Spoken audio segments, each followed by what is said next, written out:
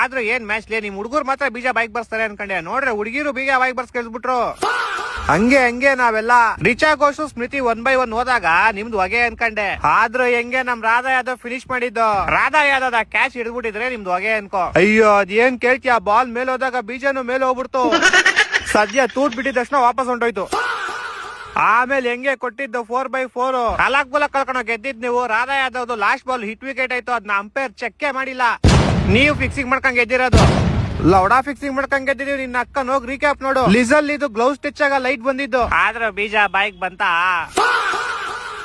CCL ಗೆದ್ದಾಯ್ತು, WPL ಗೆದ್ದಾಯ್ತು, ಇನ್ 2026 IPL ಗೆದ್ಬಿಟ್ಟು ನಿಮ್ ಬಾಯಿಗ್ lollipop ಇಟ್ಬಿಟ್ಟು ಅನ್ಸ್ಬಿಡೋದೆ. ನೋಡನ್ ತಾ ಶಿಷ್ಯ, ಇನ್ನು ಬೇಜಾನ್ ಟೈಮ್ ಐತೆ.